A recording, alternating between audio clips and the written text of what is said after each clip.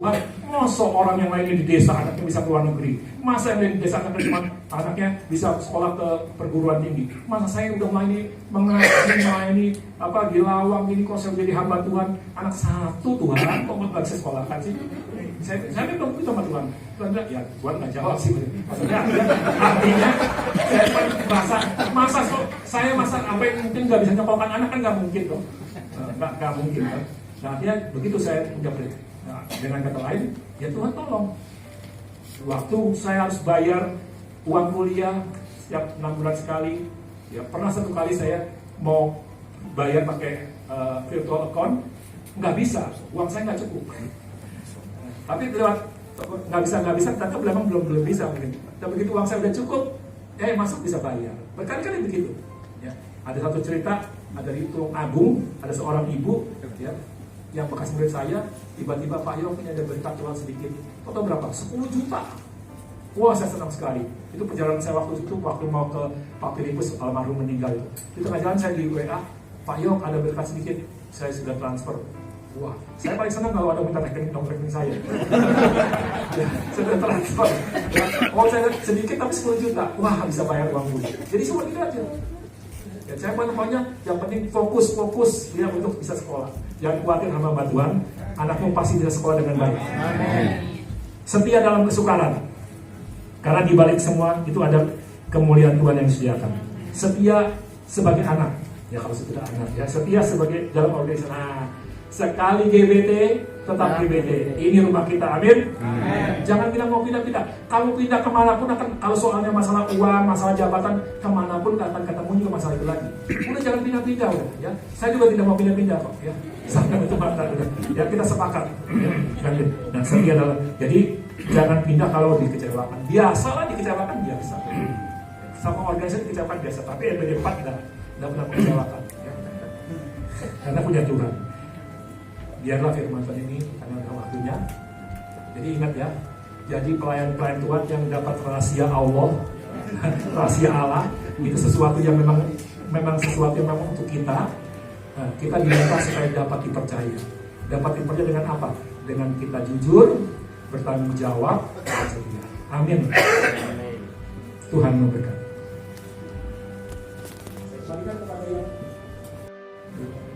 Kehebatan kami bukan dengan akal kami atau apa yang kami bisa, tetapi kami tahu semua karena anugerah Tuhan. Terima kasih Tuhan Yesus. Berfirmanlah, kami mau mendengar firman di dalam nama Tuhan Yesus, Juru Selamat kami sudah berdoa. Yang percaya diberkati berkata amin. Shalom. Bapak Ibu yang kasih Tuhan, saya dapat waktu berapa lama? Saya ingin menyesuaikan aja. Saya mau 1 jam bisa, 30 menit bisa, 5 menit bisa. Jadi tergantung permintaan. Kita sepakat saja. Karena waktu kan ini kan sudah berubah semua. Memang saya dipesan sama Pak Sekretaris Daerah jangan lama-lama. Saya senang nggak lama-lama gitu ya. Tetap bayarannya sama. Ya jadi maksudnya, ya kita kan tergantung ayatnya mau berapa kan gitu. Ya. Jadi saya senang nggak lama-lama. Tapi kalau mau lama juga boleh. Dosen itu uangnya cuma sen-senan, omongnya berdos-dos panjang. Jadi makanya yang ikut DPT sama saya kan kalau saya suruh ngomong udah langsung bablas. Ya. Tapi saya membatasi, makanya saya membatasi dengan catatan yang saya buat.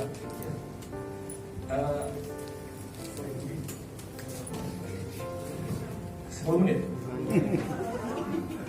Ya. 15 menit. Ya, nanti dikasih tahu ya kalau udah tinggal dikit lagi. Ya, tapi saya usahakan 15 menit. Baik. Kita tapi bukan berarti roh Tuhan dibatasi sama kita, bukan. Ya tetap ini jauh hari sudah saya siapkan. Memang saya tidak siapkan PowerPoint. Nah itulah, kalau PowerPoint kan ini panjang, makanya saya nggak siapkan PowerPoint. Ya, kita mau baca ayat tadi yang saya sudah kutip. 1 Korintus 4 ayat 1 dan 2. Kita akan baca bersama-sama dan sambil kita merenungkan hal ini. 1 Korintus 4 ayat 1 dan 2. Berarti kita sampai jam 2 lewat 5 menit ya. Ya. Oke. 2, 3. Demikianlah hendaknya orang memandang kami sebagai hamba-hamba Kristus yang kepadanya dipercayakan rahasia Allah, yang akhirnya dituntut dari pelayan-pelayan yang demikian ialah bahwa mereka ternyata dapat dipercaya. Amin. Kata-kata terakhir itu menjadi judul saya. Artinya dapat dipercaya. Saya berjudul pelayan, ya, atau pelayan Tuhan yang dapat dipercaya. Dan dalam bahasa kerennya itu, saya katakan tadi, saya singgung waktu saya sampaikan kredibilitas, kredibel. Orang yang kredibel itu orang yang dapat dipercaya. Kata kredibilitas itu dalam kamus besar bahasa Indonesia artinya dapat dipercaya. Nah, berbicara tentang dapat dipercaya atau kredibilitas, berarti dia hidup yang berkualitas. Orang kalau hidupnya tidak berkualitas, dia nggak mungkin bisa dipercaya. Saya ada di Lawang, dari mulai saya jadi mahasiswa tahun 82, ya, siswa dulu ya, SATL, sampai hari ini saya masih tetap mengajar. Yang lain sudah get out, ya. Hanya saya yang masih bertahan, bertekun, ya. Tapi bukan artinya ku coba bertahan mendampingi Pak Heno. Bukan. Walau kadangkala tak seiring jalan. Memang iring jalan. Ada fokus. Kira-kira begini. Oh, direkam ya, disampaikan ya. Haleluya. Ya. Nah, ini sudah mulai nih ya, supaya hidup yang berkualitas. Ya. Nah, karena apa? Memiliki integritas. Nah, saya makanya tadi kan, nanti poin saya cuma 3 aja. Kalau orang yang hidupnya berkualitas, yang menjadi kredibel, dapat dipercaya, dia harus punya integritas, punya akuntabilitas, dan punya loyalitas. Tiga itu aja. Itu penting sekali bagi pelayan Tuhan. Mana ini? Bagi pemimpin itu. Mungkin bisa digeser aja kemana ya? Oh, terganggu saya.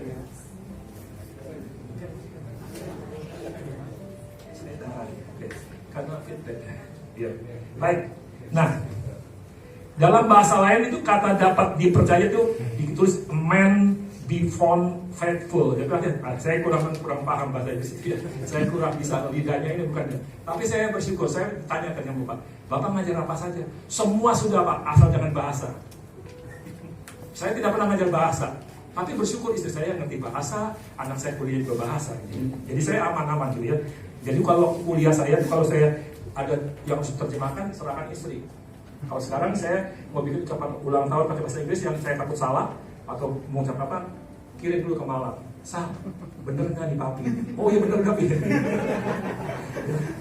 Nah, kembali ke firman Tuhan. Jadi katanya firman Tuhan tadi, kalau orang yang dapat dipercaya, dia dia diberikan, dikatakan yang kepadanya dipercayakan rahasia Allah. Nah, mungkin kita sondongan dulu ini. Apa itu rahasia Allah? Orang bilang rahasia Allah, ya. Sesuatu yang tidak kita ketahui sebelumnya itu rahasia Allah. Betul nggak? Apalagi rahasia? Sesuatu yang dirahasiakan bagi orang lain, tapi bagi kita diberitahukan itu rahasia Allah. Kadang-kadang saya nggak ngerti, Ibu Efrat ngerti. Kadang-kadang Stephen ngerti, saya tidak ngerti, kan begitu. Itu rahasia Allah. Sahabat Tuhan kasih tema yang sama, mungkin beda-beda dia. Ya, bisa juga menyampaikan firman Tuhan berbeda. Rahasia Allah itu sesuatu yang terbaik untuk kita, yang Tuhan nyatakan hanya untuk kita diketahui. Nah, ini hebatnya. Jadi kalau kita dapat dipercaya, pasti kita akan menerima rahasia Allah. Rahasia Allah itu dinyatakan pada kita. Ini kan ada banyak hal-hal dalam pelayan. Coba, saudara melayani nggak pernah kehabisan kan? Wah, kalau kehabisan bahan, sekolah dia. Bukan, saudara sekolah bukan karena kehabisan bahan. Sekarang ini kalau saudara buka Google, itu mau cari apa aja ada. Ya. Bahkan rahasia Allah udah keluar dari sabda dari mana banyak. Nah, makanya ada orang nggak suka kalau khotbah pakai iPad katanya. Oh, saya ini sebelum menyiapkan ini berhari-hari saya udah ketik dulu. Artinya bukan saya buka sabda saya ngomong, bukan. Ya, nah itu yang nggak boleh. Dulu saya lihat pendeta-pendeta pakai punya King James. King James itu di belakangnya ada tema-tema. Terus yang pakai Dix Bible itu ada komentar-komentarnya. Nah itu yang nggak boleh. Kemana-mana karena tidak bahasa Inggris, baca ini terangkan. Kenapa? Enggak, sistematiknya nggak ada, nggak dipikirkan. Ini disiapkan dengan baik. Yang pertama, integritas, kejujuran. Jadi seorang yang dapat dipercaya, dia harus jujur. Nah kalau dalam Amsal, kata jujur itu orang dipimpin oleh ketulusannya. Jadi orang jujur itu mesti tulus. Jadi perkataannya sama, hatinya sama. Saya tinggal di Solo, saya bukan orang Solo. Ada orang Solo sini nggak? Di Solo itu ngomong yang gengge, boten kepangge.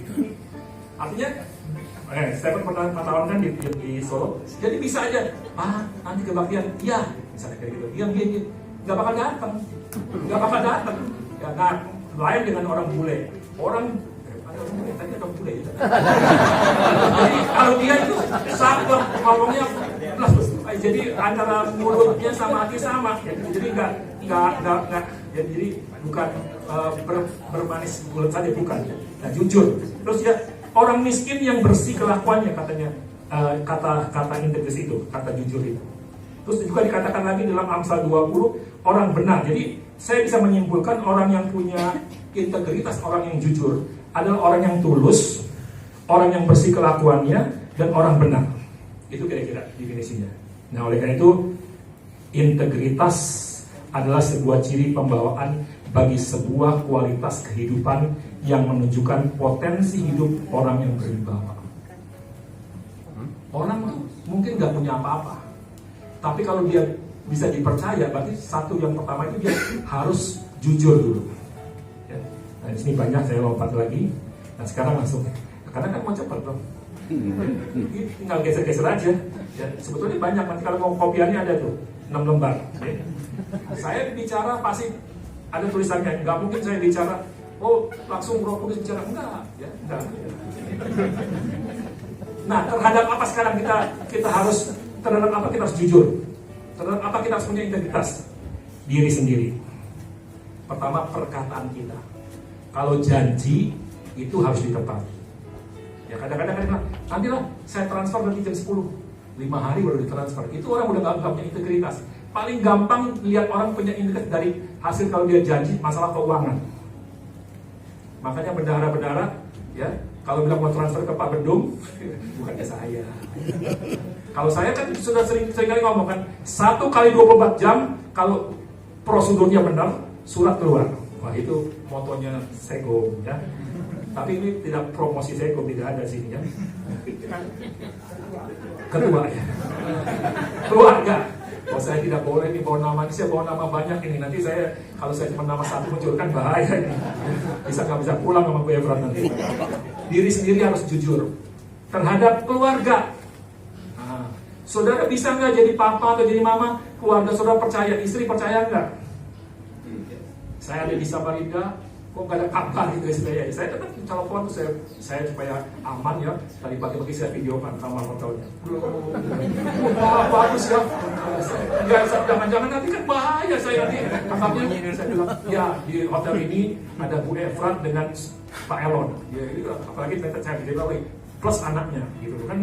Iya, kita harus bisa dipercaya. HP saya mau dibuka silakan. Ya, tidak ada yang rahasia kan, makanya katakan sejujurnya. Jangan ada dusta di antara kita, supaya kemesraan ini jangan cepat berlalu. Mantap ya. Nah, itu keluarga harus dapat dipercaya. Lah kita bisa kemana-mana, saya ketemu orang, saya pun akan ngomong nanti sampai saya. Ini belum ngomong belum, tapi jangan bocorin dulu. Saya dari Balikpapan pergi sama ini loh, kakak Justin. Orang sini kan manggil kakak gitu, jadi kakak aja gitu. Dia bukan kakak tua.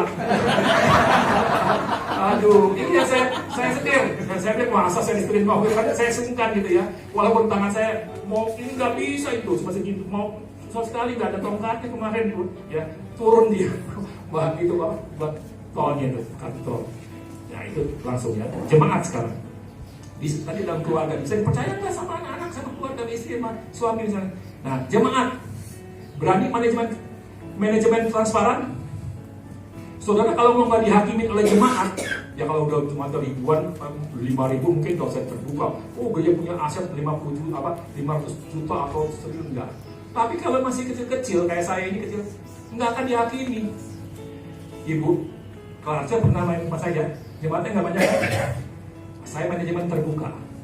Artinya saya pakai jam Rolex, saya pakai Patek Black, saya pakai berlian, orang tidak bisa menghakimi. Udah dia lapang, bukan. Ya, dari mana? Dari Tuhan, kan begitu kan? Kalau saya nggak manajemen terbuka open, saya dihakimi. Oh, gajinya gede ya jadi dosen ya, dibayarnya thank you. Bukan, tapi karena melayani Tuhan. Saya bukan pamer ya. Sampai ada yang kayak gini simbolnya, pinnya ada mengkilap-kilap ini. Ini sedikit pamer. Nanti beli ya kayak gini ya. Kita akan ciptakan yang lebih bagus sedikit ini.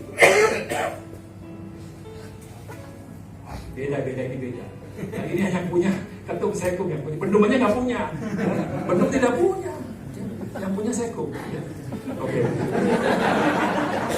Nah, dengan jemaat kalau jujur tuh ini nanti nggak selesai nih. Berani transparan itu penting sekali ya. Manajemen open itu paling penting supaya nggak dihakimi.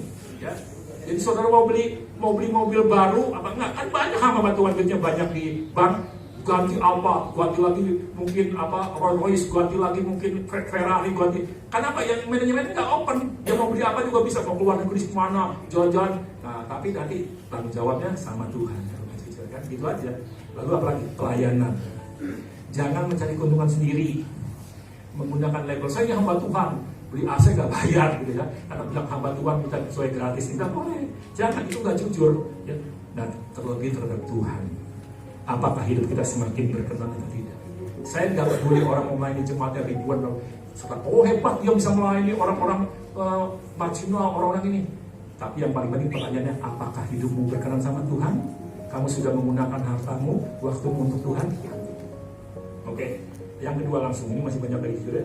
Langsung yang kedua karena waktu. Bertanggung jawab, akuntabilitas. Bukan sekedar kita bisa mimpin atau melayani, tetapi tidak bertanggung jawab. Jangan.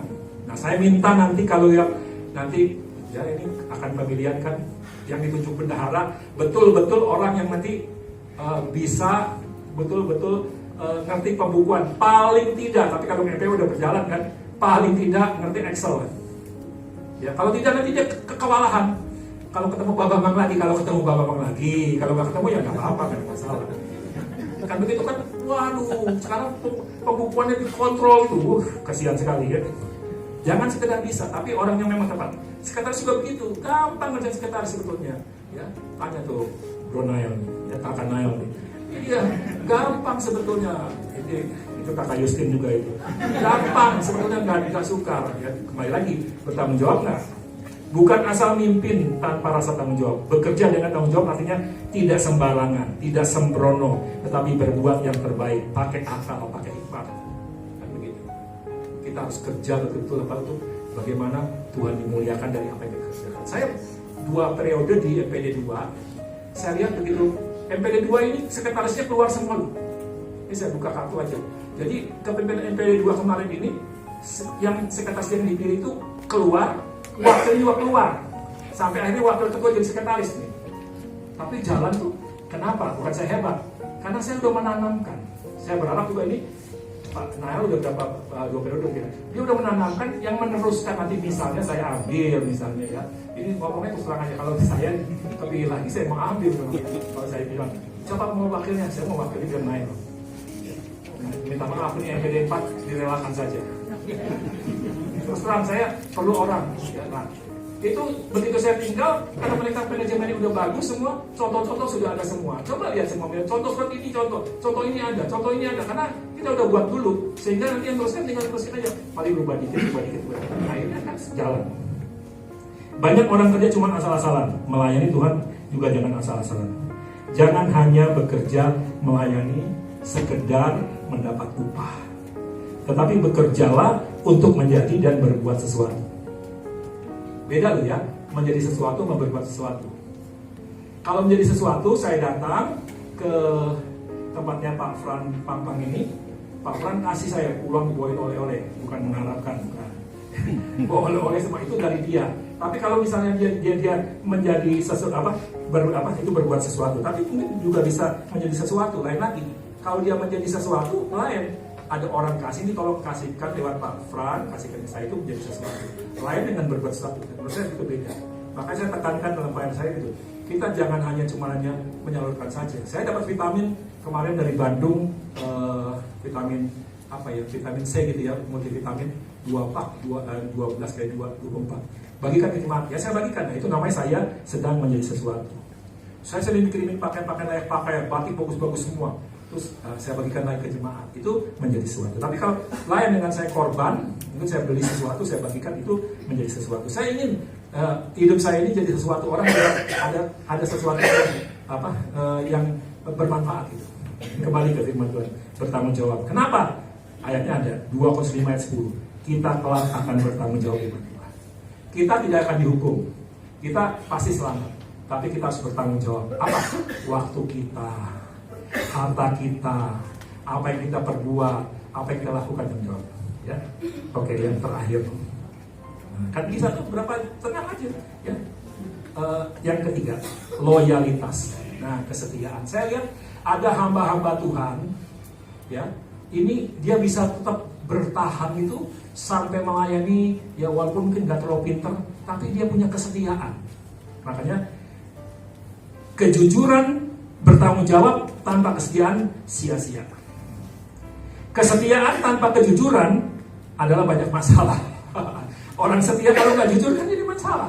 Kalau nggak jujur misalnya, ya jangan sampai ada kebocoran, tapi saya enggak lah ya. Nah, hidup tanpa kesetiaan adalah hanya eksperimen. Orang kalau nggak punya kesetiaan, dalam rumah tangga kan begitu. Orang yang kan bisa setia itu lewat apa? Lewat apa? Waktu kan, proses kan, ada tantangan, ada apa. Makanya kasih baru setia, bukan setia kasih, itu sinetron. Nah, jadi orang bisa setia karena itu ada kasih. Kita sampai hari ini yang saya 34 tahun menikah, kemarin bulan Juli.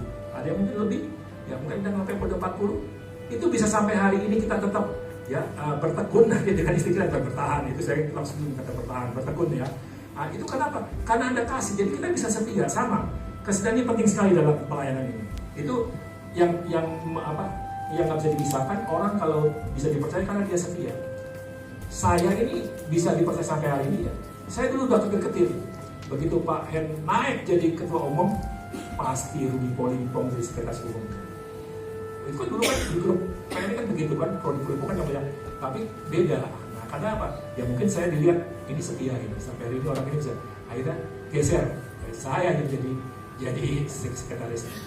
Tapi nggak tahu ini berikutnya, saya nggak tahu ya, karena itu masih rahasia. Nah, hanya orang yang dipimpin roh, karena kesetiaan itu juga adalah salah satu buah roh, bukan buah roh. Nah, jadi hanya orang yang dipimpin oleh Roh Kudus, dia bisa setia dalam segala perkara, baik dalam rumah tangga, dalam pekerjaan, dalam pelayanan.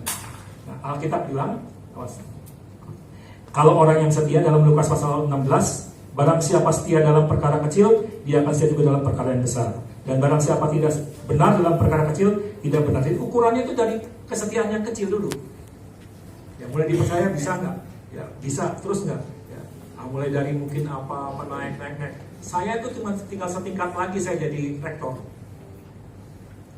Coba bayangin tahun 82 saya dari mahasiswa, cuma administrasi, tukang ketiknya, kita naik lagi saya mulai di administrasi, ngajar naik lah, jadi asisten dosen, jadi lalu sampai Phuket 1. Di mana-mana kalau Phuket 1 tinggal selangkah lagi mesti ketua. Tapi ya nggak jadi ini karena kan memang bukan sekolahan saya. Ya. Misalnya kan begitu. Iya, karena bukan sekolahan saya, pas sekolahan saya udah jadi ketua. Gitu. Kira-kira begitu. Ya. Bukan saya pengen jadi ketua, nggak bakal. Makanya saya cuma jadi ketua MPD cuma 6 bulan. Dan orang tahu yang namanya Suendra Maja itu dia bukan habitatnya, bukan jadi ketua. Makanya jangan pilih saya ketua loh ya. Saya tidak mau jadi ketua. Nanti juga jadi ketua. Nah, tapi udah ada ketuanya kok ya, pasti dari MPD.